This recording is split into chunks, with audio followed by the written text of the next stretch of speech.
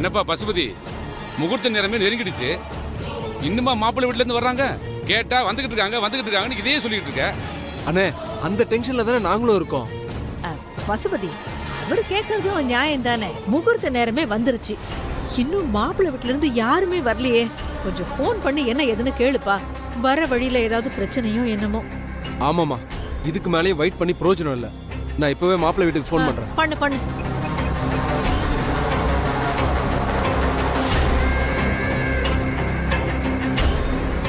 உனக்கும் சம்மந்தியம்மா, நான் பொண்ணோட அண்ணன் பேசுறேன். முகூர்த்த நேரம் நெருங்கிடுச்சு, அதான்.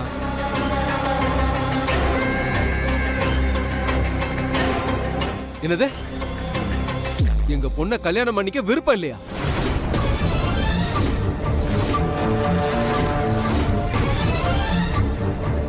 என்னங்க சொல்றீங்க? என் தங்கச்சி வெப்பாட்டிக்கு பிறந்தவளா? என்ன பேசுறீங்கன்னு தெரிஞ்சுதான் பேசுறீங்களா? வார்த்தையை விடாதீங்க, ஒழுங்கா மரியாதையா பேசுங்க. அவ பிறப்ப பத்தி எங்களுக்கு தானே தெரியும், உங்களுக்கு என்ன தெரியும்? அவ எங்க வீட்டு மகாலட்சுமிங்க. பாருங்க, மாப்பிள்ளை வீடாச்சேன்னு நானும் பொறுத்து பேசிக்கிட்டு இருக்கேன்.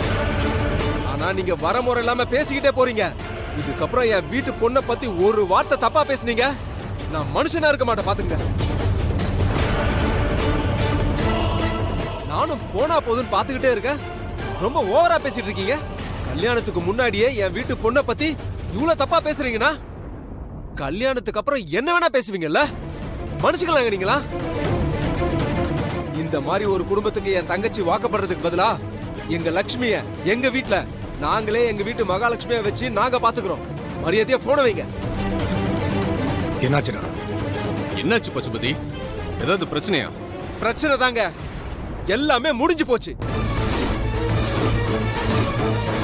என் தங்கச்சியோட வாழ்க்கையை இப்படி பண்ணிட்டான அந்த மாப்பிள்ள. அவனுக்கு என் தங்கச்சியை கட்டிக்க விருப்பம் இல்லையா? ஐயோ, கடைசி நிமிஷத்துல இப்படி ஒரு குண்டை தூக்கி போடுவா நான் நினைச்சு கூட பாக்கலங்க. என்னாச்சுடா பசுபதி? என்னென்னமோ சொல்லிக்கிட்டு இருக்க? அம்மா, லட்சுமி கல்யாணம் நடக்காதுமா. ஐயோ, அவங்க நம்மள நம்ப வச்சு கழுத்தறுத்து ஏமாத்திட்டாங்கம்மா. ஐயோ, இப்ப என்னம்மா பண்றது? ஐயோ, என் மகளோட கல்யாணம் இப்படியா நிக்கணும்?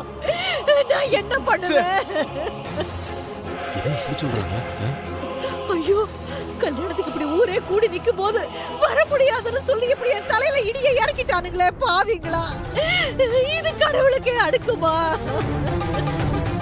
அம்மா தாயே, இதையெல்லாம் என் கண்ணுல பாக்குற மாதிரி பண்ணிட்டியே. இப்ப என் பொண்ணுக்கு நான் என்ன பதில் சொல்லுவேன்? ஐயோ.